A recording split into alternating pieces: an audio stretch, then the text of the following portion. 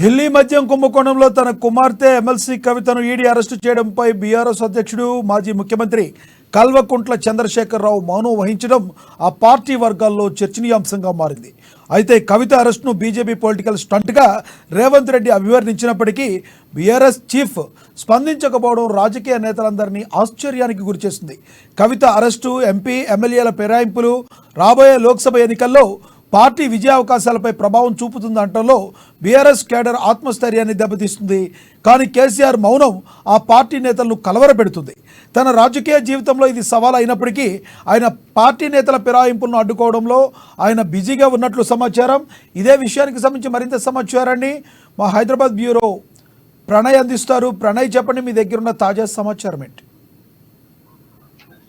Thank you Lakshminath. ప్రస్తుతం ఉన్నటువంటి situations లో కేసీఆర్ అయోమయ పరిస్థితిలో పడుతున్నట్టుగా తెలుస్తా ఉంది. ప్రధానంగా ఢిల్లీ లిక్కర్ స్కామ్ లో కవిత అరెస్ట్ కావచ్చు, అదేవిధంగా మనం చూస్తే పార్టీని అనేక మంది నేతలు విడిపోతున్న సిచ్యువేషన్స్ ప్రధానంగా కనబడుతున్నాయి. ఈ నేపథ్యంలో అయోమయ పరిస్థితిలో ఏం చేయాలో అర్థం కానటువంటి సిచ్యువేషన్స్ లో కేసీఆర్ ఉన్నట్టుగా తెలుస్తా ఉంది.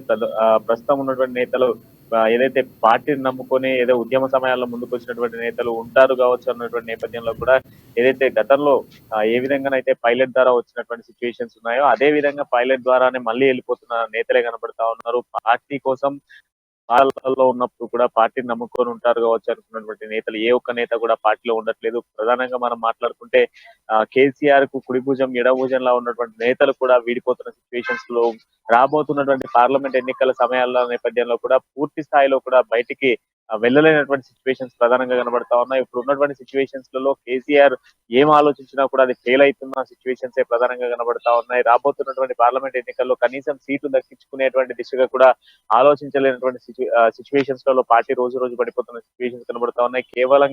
కేవలం నామమాత్రంగా ఏదో ఆత్మధైర్యాన్ని పెంచడం కోసం ఏదో పార్టీకి సంబంధించిన నేతల్లో కొంత బలం చేకూర్చేందుకోసం ఏదో చిన్న చిన్న ప్రెస్ మీట్లు కావచ్చు, లేదంటే చిన్న చిన్న సమావేశాలు పెట్టేటువంటి ప్రయత్నమే చేస్తా ఉన్నారు తప్ప పార్టీకి బలం చేకూర్చేటువంటి దిశగా ఎటువంటి కార్యాచరణలు అయితే ప్రస్తుతం కనిపించట్లేదు. అంతేకాకుండా మనం మాట్లాడుకుంటే కేసీఆర్ కి సంబంధించినటువంటి ఏదైతే రైతుల పరామర్శతో పాటుగా రైతాంగానికి సంబంధించినటువంటి ధైర్యాన్ని చేకూర్చేందుకు ఒక టూర్ ను పెట్టుకున్న నేపథ్యంలో కూడా అది నెక్స్ట్ మంత్ లో స్టార్ట్ కావాల్సిన టూర్ ను కూడా కొంత ముందుగానే ప్రారంభించినటువంటి పరిస్థితులు అయితే కనబడతా ఉన్నాయి. ఎందుకంటే కొంత పార్టీకి సంబంధించి కొంత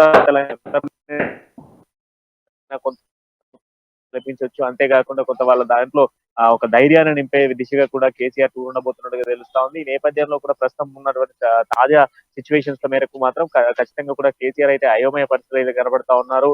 గతంలో కేసీఆర్ వ్యూహాలు ఏవైతే ఉన్నాయో ఆ వ్యూహాలన్నీ కూడా ఇప్పుడు ఫెయిల్ అవుతున్నాయి. ప్రతి వ్యూహం కూడా ఫెయిల్ అయిపోతా ఉంది. ఎవరిని ఆపినా కూడా ఎవరు పార్టీలో ఆగకుండా వెళ్ళిపోతున్న సిచ్యువేషన్స్ కనబడతా ఉన్నాయి. ఈ దిశగా ఉంటే పార్టీ మరింత ముందుకు వెళ్ళేటువంటి సిచ్యువేషన్స్ లేవు అన్నటువంటి అయోమయ పరిస్థితులలో కూడా ఇటు కేసీఆర్, హరీష్ రావు, కేటీఆర్ ఉన్నట్టుగా కూడా తాజాగా తెలుస్తా ఉంది. ఈ నేపథ్యంలో మరి ఏం చేయబోతా ఉన్నారు? ప్రస్తుతం ఉన్నటువంటి సిచ్యువేషన్స్ లో ఏ వ్యూహం వేసినా కూడా ఆ వ్యూహం ఫెయిల్ అవుతున్న నేపథ్యంలో కూడా మరి కేసీఆర్ ఆలోచన అంతా కూడా ఇప్పుడు రైతాంగం పైన పెట్టినటువంటి సిచ్యువేషన్స్ కూడా కనబడతా ఉన్నాయి. లక్ష్మీనాథ్, ముఖ్యంగా కవిత అరెస్టు నేపథ్యంలో ఇదంతా కూడా టీఆర్ఎస్ ఎన్నికల స్టంట్లో భాగమని చెప్పి రేవంత్ రెడ్డి ఏదైతే అన్నారో అలాంటి సీరియస్ కామెంట్ని కేసీఆర్ పట్టించుకోకపోవడం అంటే ఎలా చూడాలి?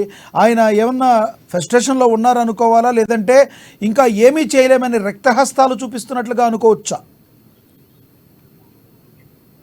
ఏమి చేయలేననే కాకుండా కొంత కేసీఆర్ ఏదైతే కవిత అరెస్ట్ అప్పటి నుంచి కూడా కొంత పార్టీ అంతా కూడా డౌన్ అయిపోయిన సిచ్యువేషన్స్ కనబడతా ఉన్నాయి. ఎందుకంటే కవిత అరెస్ట్ తో చాలా మంది నేతలు ఇబ్బంది కూడా పడుతున్నారు. కడియం కావ్య రాసినటువంటి లేఖలో కూడా క్లియర్ గా మెన్షన్ చేయడం జరిగింది. ఢిల్లీ లిక్కర్ స్కామ్ కోటాఫీ వ్యవహారంలో కార్యకర్తల్లో అయోమయ పరిస్థితులు ఏర్పడతా ఉన్నాయి. ఈ నేపథ్యంలో మేము పార్టీలో కొనసాగలేము అంటూ కూడా కరెక్ట్గా తెలిసి చెప్పిన సిచ్యువేషన్స్ ఉన్నాయి. సో ఇదే నేపథ్యంతో కూడా మనం చూసుకుంటే ఇటు సీఎం రేవంత్ రెడ్డి కూడా ఒక కామెంట్ చేశారు. ఇది ప్రస్తుతం ఉన్న సిచ్యువేషన్స్ లో ఎన్నికల స్టంట్ గానే కవిత అరెస్ట్ ఇది బీజేపీ బీఆర్ఎస్ చేస్తున్న కుట్రపూరిత వ్యవహారం అని చెప్పేసి రేవంత్ రెడ్డి మాట్లాడినటువంటి హాట్ కామెంట్ కూడా ఎటువంటి స్పందన బీఆర్ఎస్ నేతల నుంచి దగ్గర నుంచి రాలేదు.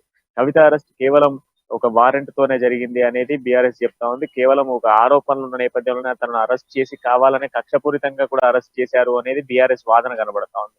రాబోతున్నటువంటి పార్లమెంట్ ఎన్నికల్లో బీఆర్ఎస్ పార్టీని, కేసీఆర్ ను దెబ్బతీసేందుకు బీజేపీ కాంగ్రెస్ చేస్తున్నటువంటి కుట్రపూరిత వైఖరి అంటూ కూడా మొన్న హరీష్ రావు, కేటీఆర్ మాట్లాడుతా ఉన్నారు. ఈ నేపథ్యంతో కొంత కవిత అరెస్ట్ నేపథ్యంలో కూడా ఎటువంటి ఆధారాలు ప్రస్తుతం ఉన్నటువంటి సిచ్యువేషన్స్ లో బయటకు తీసుకొచ్చేటువంటి ఆధారాలు ఏమీ లేకపోవడంతో కేసీఆర్ సైలెంట్ కావడము, ఇటు హరీష్ రావు, కేటీఆర్ సైలెంట్ కావడం, ఇప్పుడు ఉన్నటువంటి ఒకే ఒక ఆప్షన్ రైతులకు ఇప్పుడు ఉన్నటువంటి కాంగ్రెస్ ఇచ్చినటువంటి హామీలు నెరవేరకపోవడం, ప్రస్తుతం ఉన్నటువంటి సిచ్యువేషన్స్ లో రైతాంగానికి నీళ్లు అందకపోవడం, అటు డ్యాంలలో నీళ్లు లేకపోవడం వల్ల పెద్ద ఎత్తున రైతాంగం ఇబ్బంది పడుతున్న నేపథ్యంలో కూడా రైతులను బేస్ చేసుకొని ఒక ఉద్యమాన్ని క్రియేట్ చేయాలి, రైతులను బేస్ చేసుకొని ప్రతిపక్ష పార్టీ హోదాను పోషించాలి అన్నటువంటి దిశగానే ఆలోచిస్తున్నట్టుగా తెలుస్తా ఉంది. కేసీఆర్ ఫామ్ హౌస్ నుంచి రేపు బయటకు రాబోతున్న నేపథ్యంలో రేపు బయటికి వస్తే ఏం జరగబోతుంది, ప్రస్తుతం ఉన్న సిచ్యువేషన్స్ లో మరి ఆయన ఏం వ్యూహం తీసుకురాబోతున్నాడు అన్నది కూడా రేపు ఒక క్లారిటీగా అయితే రాబోతా ఉంటుంది. కంప్లీట్ గా ఓకే, థ్యాంక్ యూ ప్రణయ్.